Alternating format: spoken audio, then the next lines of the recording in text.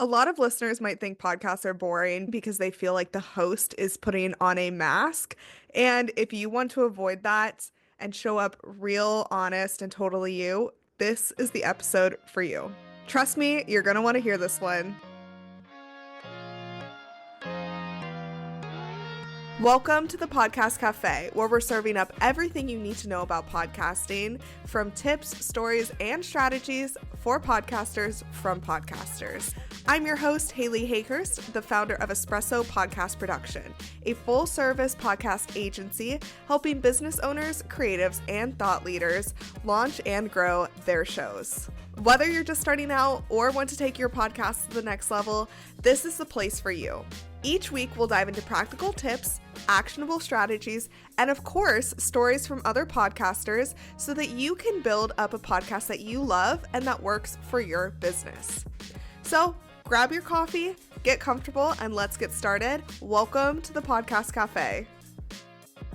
Today, I'm sitting down with Alisha Kumar, the host of Here for a Good Time podcast, to dive into her unfiltered approach to podcasting, how she balances life and business, and her secrets to connecting with her listeners on a deeper level. A little bit more about Alisha before we dive in. Alisha Kumar is a serial entrepreneur and voted least likely to shut up. Alisha's podcast is called Here for a Good Time, and that's really what it's all about. From dating, breakups, friendships, health and wellness, and so much more. Her podcast really gives an insight into what it's like to be here for a good time. I will note that Alicia's previous episodes are all about this topic, but she is in a little bit of a rebranding right now to tie in her ads agency and business into her show. So be sure to follow her on Instagram to keep up to date with that. But this conversation is so good.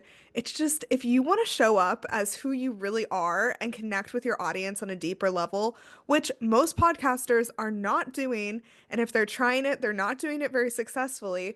So this episode shows you exactly how Alicia does that and how you can do it too, because it is possible. All right, enjoy this episode.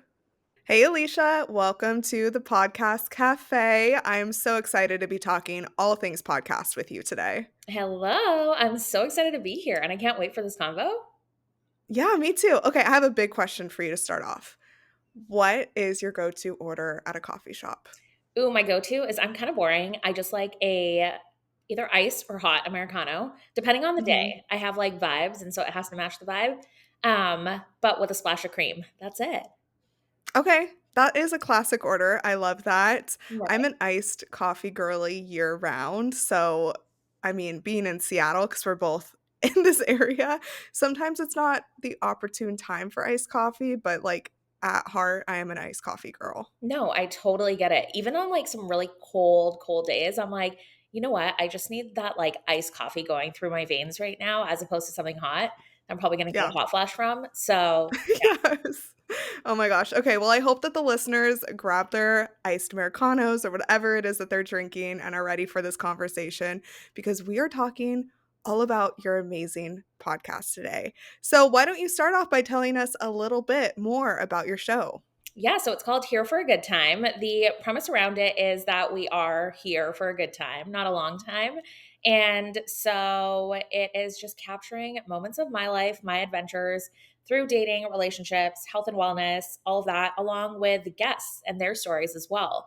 And so it's just kind of become this like hodgepodge of storytelling and really fun adventures and comedy, along with sometimes tears. And so it's been fun.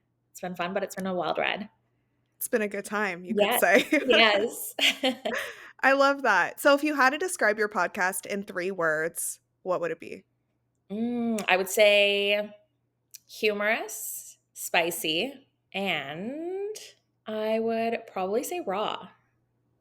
I love that. Yeah. I love that. I think that those are great, especially since in your bio and in your branding, you say that you're like the big sister that people can come to and listen to. Mhm. And I think that is such a cool way to position yourself because listening to your podcast, truly it is big sister advice.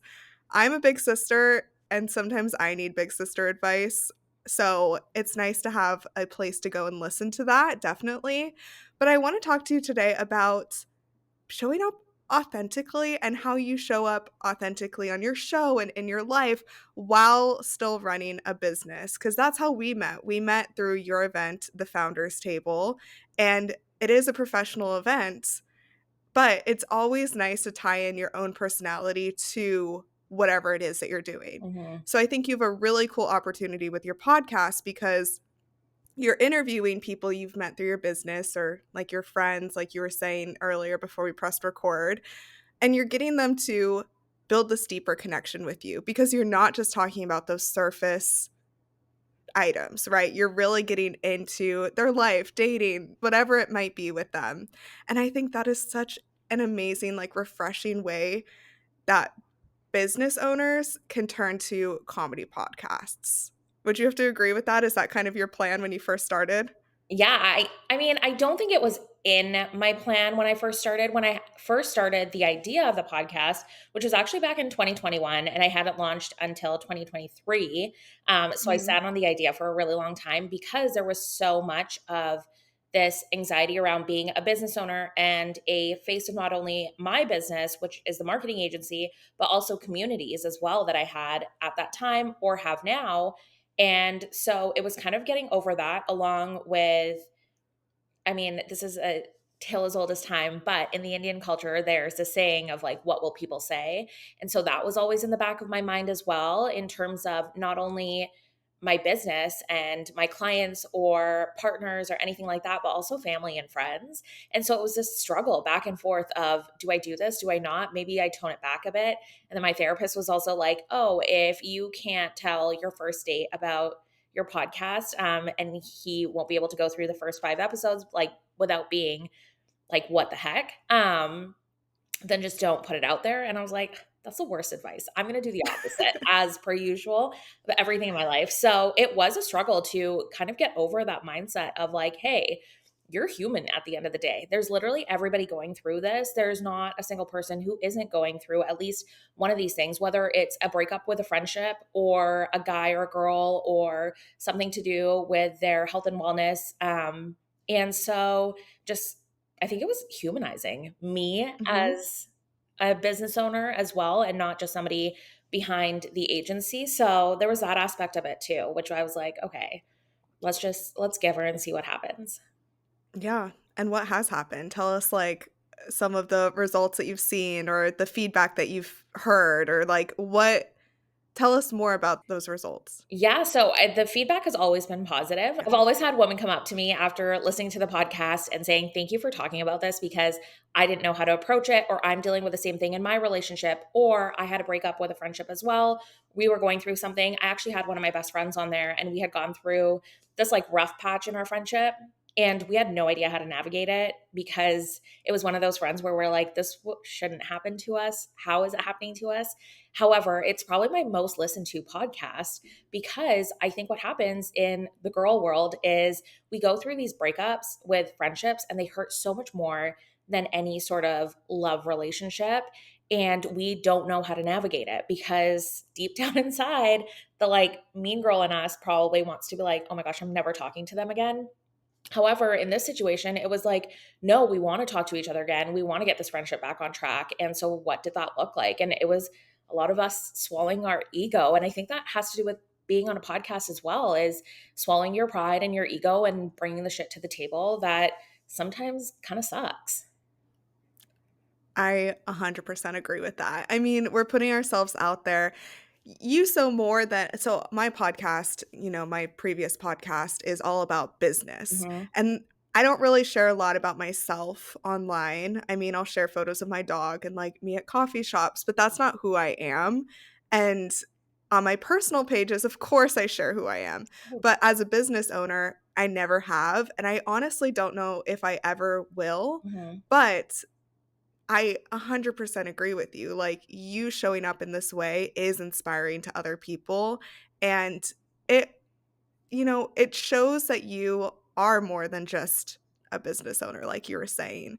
And we know each other, like, we've gone to coffee and, like, we've met at multiple events.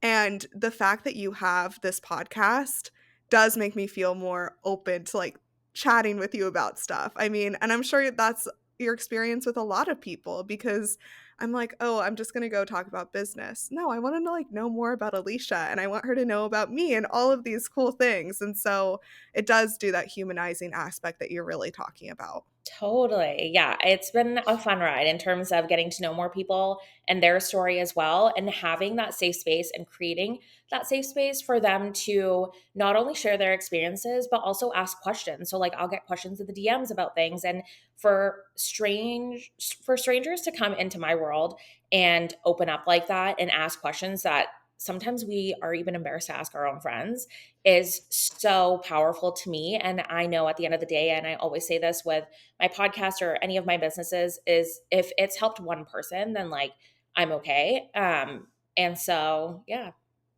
Yeah, I love that.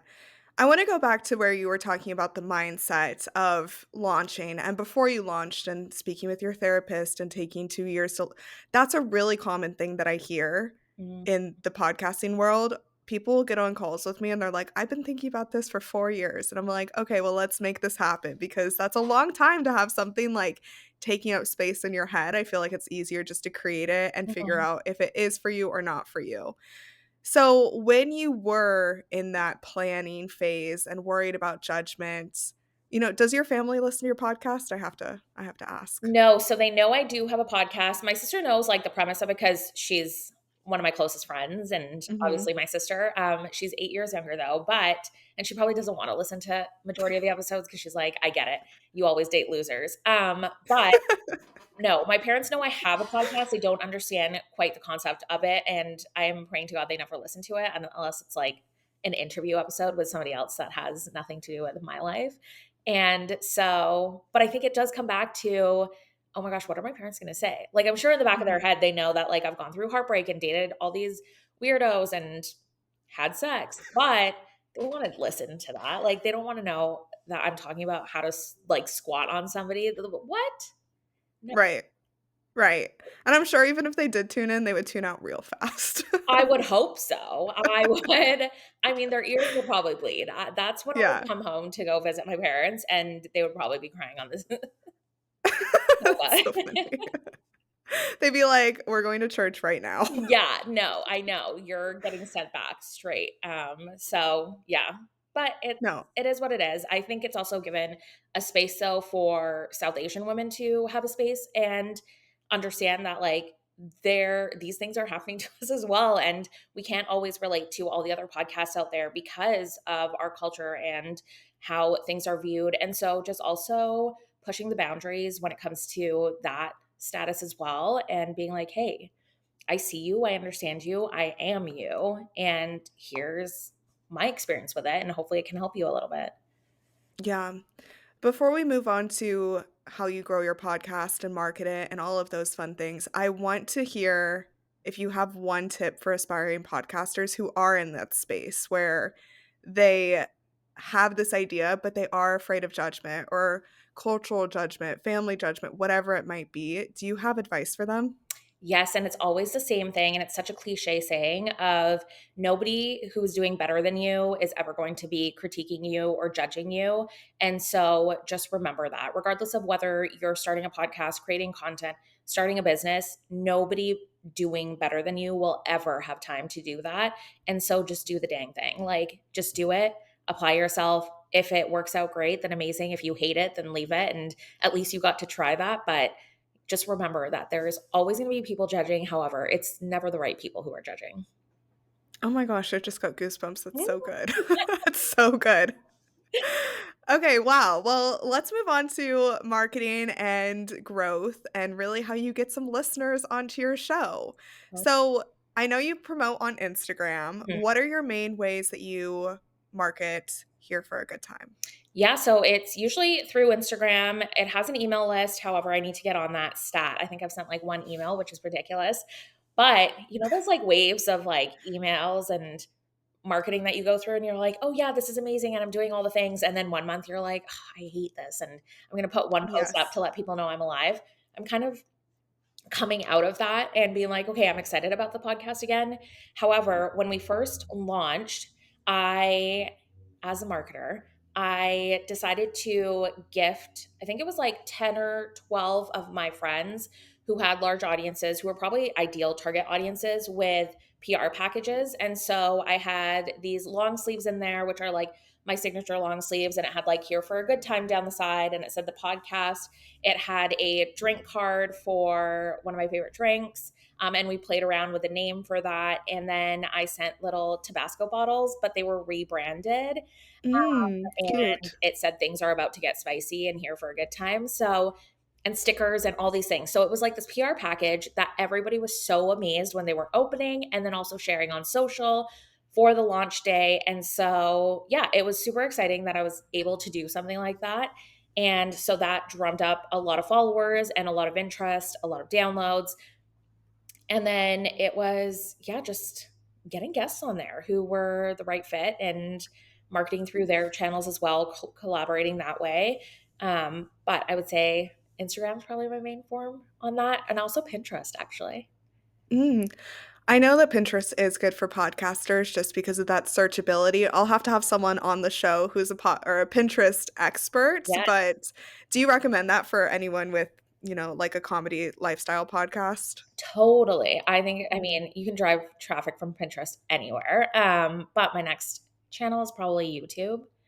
I Mhm. mean, that's tried, true, and tested. And so, yeah, we're playing around with things. I think you always have to be open to trying new things when it comes to the podcasting world because it does change and it's such a new thing too, right? Like podcasting isn't something that's been around for decades and decades and decades. It's new fairly. And so yeah, there's always shifts and changes that you have to adapt to. So just try what you go where you want to watch podcasts or listen to podcasts and then hang out there.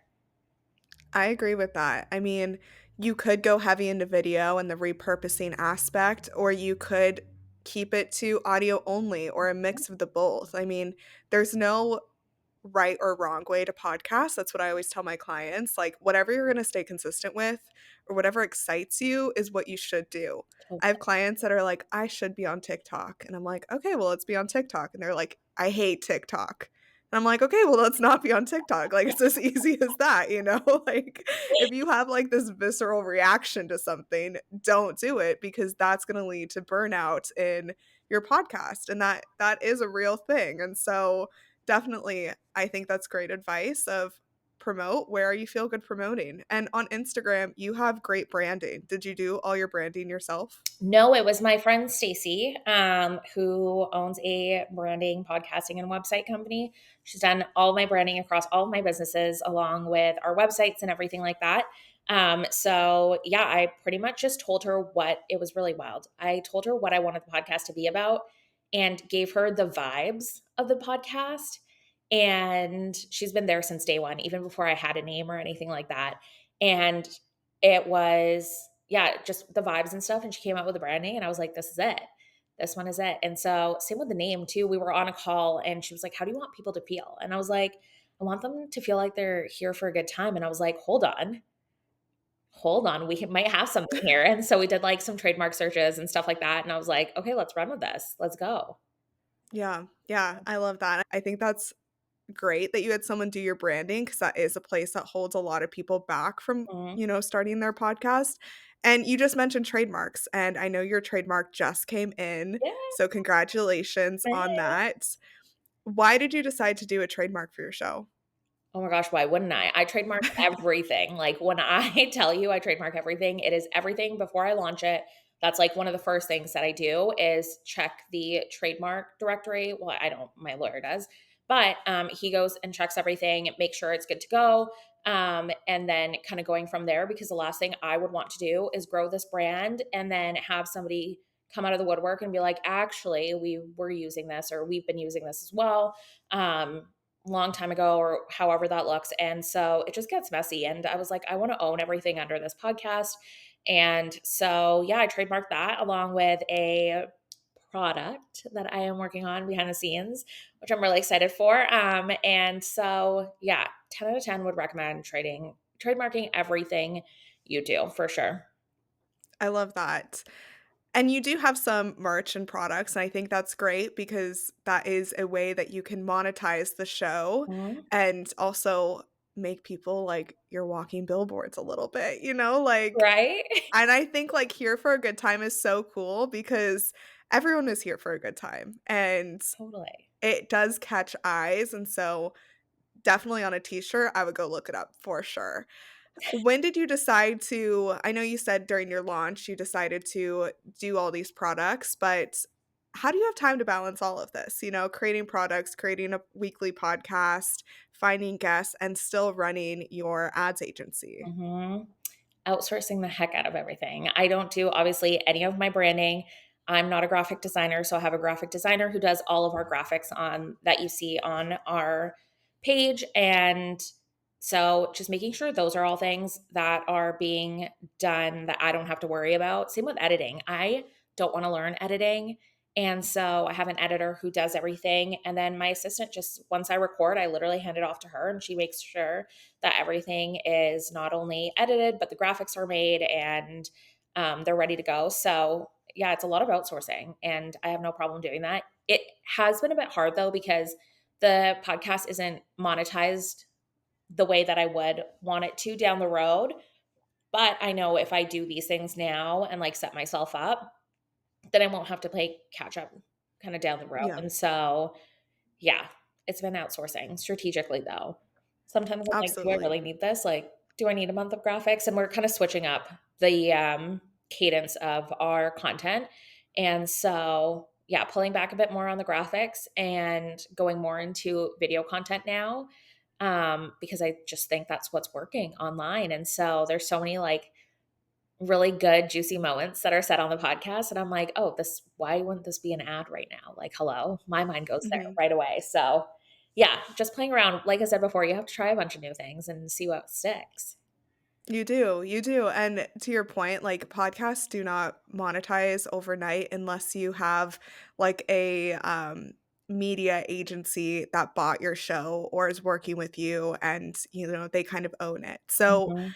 that is a big part where, like, a lot of my clients outsource to me before they're making money on their show. Either I'm helping them launch it or edit it or whatever it might be, and so, like you're saying, 100%, like, if they started it on their own, they definitely could, but they're able to take that time to use it in marketing or promotion or what other parts of their business that will then make them money into their show. So I think that's a really good point that you just brought up.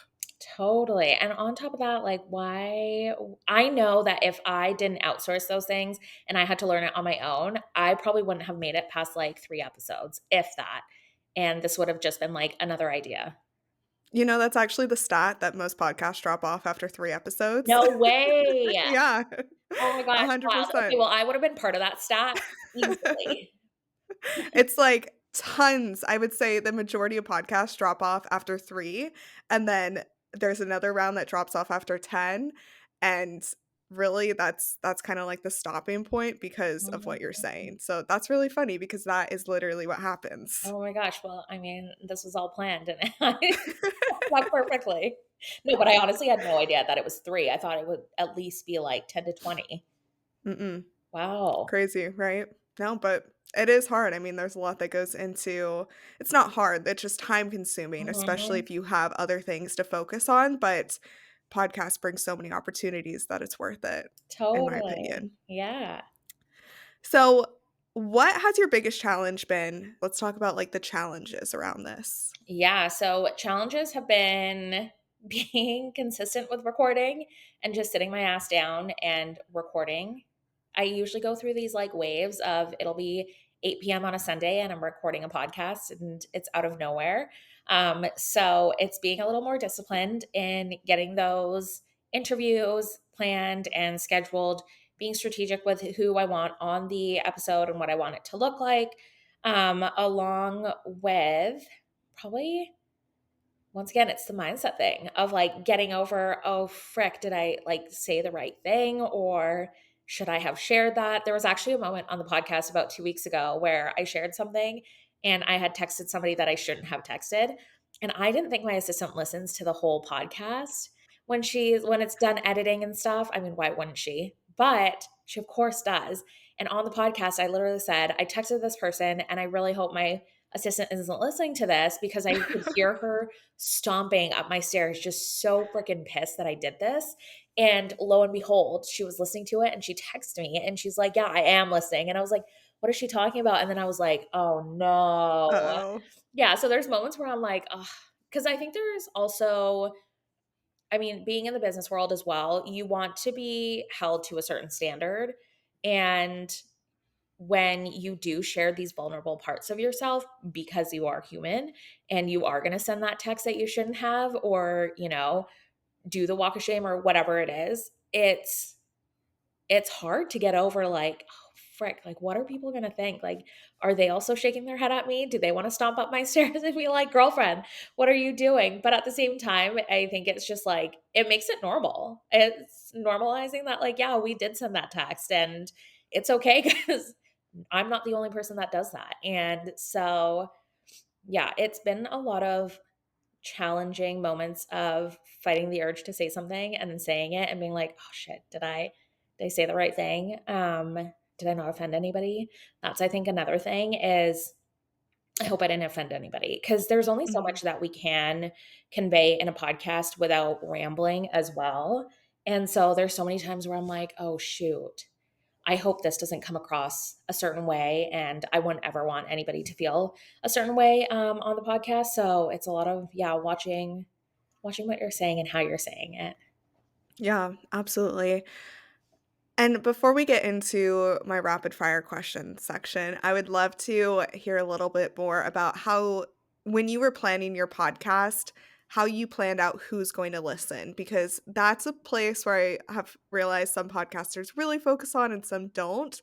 So, where were you in the spectrum of like, I have my ideal listener to a T, or I'm just putting this out and seeing who comes? So I kind of had the ideal listener to a T. It was probably women in like their 20s, 30s, 40s as well. And so I had that in mind. I did want to at one point have a co-host. So I actually started the podcast back in 2021, going into the idea and stuff with a co-host, and decided that we are actually very different in terms of how we work, and it was going to be a disastrous idea.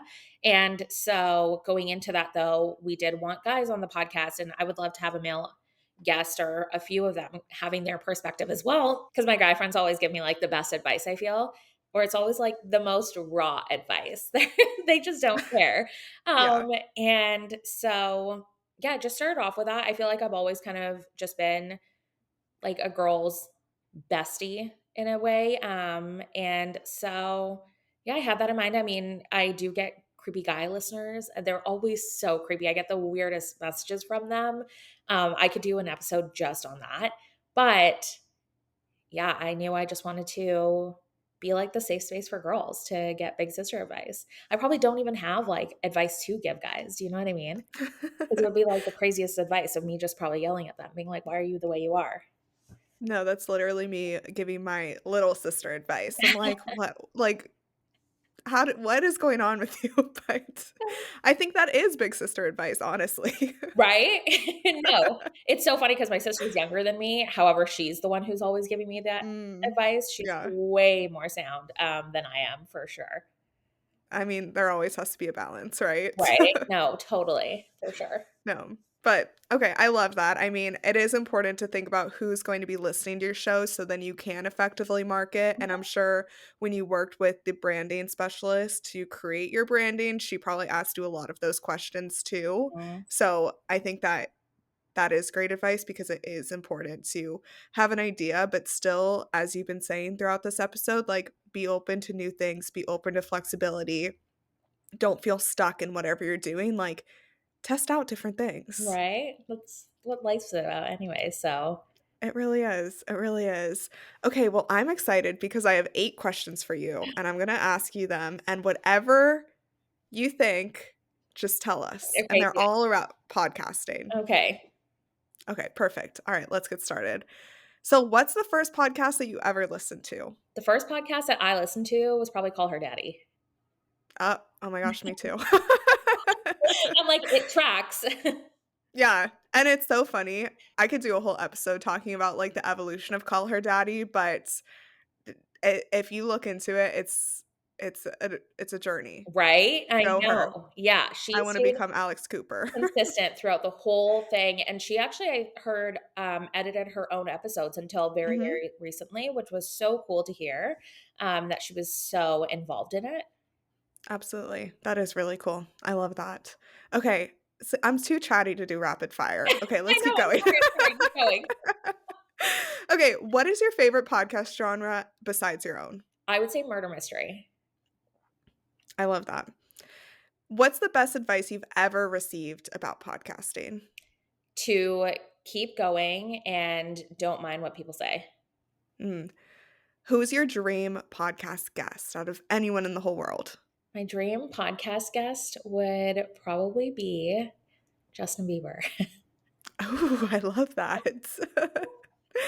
What is one podcast that you recommend everyone listen to? It is probably what am I listening to right now?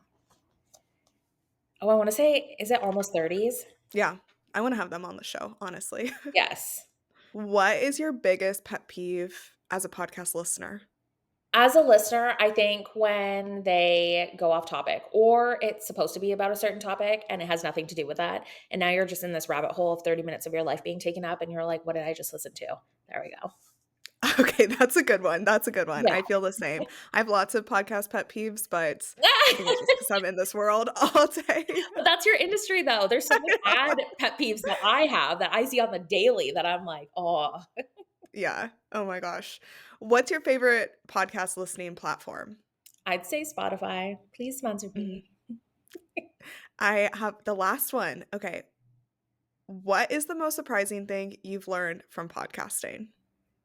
How real and open people are willing to get when you have them on as a guest, and how much of their life they're willing to share and want to share to help others along the way. It's just been mind blowing of them being so comfortable in the space and being able to share these things that might help somebody along their journey, regardless of what topic we're talking about. I love that. I love that. Oh my gosh, Alicia, that was so much fun. Right? I know, I know. We are definitely chatty Cathy's, and rapid fire was clearly not for us. No, I mean, we made it through though, and I love that for us. Right? That's so funny. Okay, well, I have absolutely loved this conversation. Is there anything else you wanna share before we wrap up? I don't think so. Besides, like, tell me what you think of the podcast. Tell me what you think of this Mhm. episode. DM me. And if you have any questions, obviously slide in. I'm happy to answer. Perfect. So my very last question for you, and this ties into my previous podcast, Employee to Boss. At the end of that conversation, every single episode, I have like 127 over there or something right now. I ask what 3 action steps the audience can take based on our conversation, Hmm. and I would love to tie that into this podcast as well about podcasting because this is podcasting is something that you could think about for years before you even start. So, what are 3 things that you would love the audience to do this week to move forward with their podcasting goals? Yeah, I would say if you are new to podcasting and you don't have a show yet, do a brain dump of all the topics that you're interested in. And then from there, figure out what you can talk about for a long period of time. And then go from there and narrow it down. If there's stuff that you are interested in, but you couldn't hold a conversation on, let that go, cross it out, and then just start building from there. Two, try and figure out a name and your branding and who you want to appeal to. It's going to be different depending on who your audience is and how you want the podcast to feel. And then three, which is my advice for anybody starting a business or a podcast or anything, is legal work. Get get those trademarks filed and get your finances in place to make sure that you'll be able to sustain this past episode 3. I love that. Oh my gosh, this has been really fun. Alicia, where can the audience find you? Yeah, so you can find me on Instagram at Here for a Good Time Podcast, and that'll lead you to my personal along with all of my other ventures as well. Amazing. Well, thank you so much for joining me on the show. And for all the listeners, the links will be in the show notes as well as more details about Alicia's ventures, like the founders table and her ads agency, if you want to know a little bit more about her. But I appreciate you taking this time to share all of your podcasting advice. This has been a good time. Thank you for having me. This was so fun. Thank you so much for joining me in the Podcast Cafe. I hope you're leaving with fresh ideas and inspiration to take your podcast to the next level. Remember, podcasting is a journey and you don't have to do it alone. I'm here to help you every step of the way. Let's connect. Be sure you follow me on Instagram at Espresso Podcast Production or visit espressopodcastproduction.com for more tips, resources, and behind the scenes insights. I'd love to hear about your podcasting journey. If you've enjoyed today's episode, make sure you hit subscribe so you never miss an episode. And if you're feeling extra generous, I'd love it if you could leave me a review on Apple Podcasts or Spotify. It helps more podcasters just like you find the show. Until next time, grab your coffee, keep creating, and I'll see you back here in the Podcast Cafe.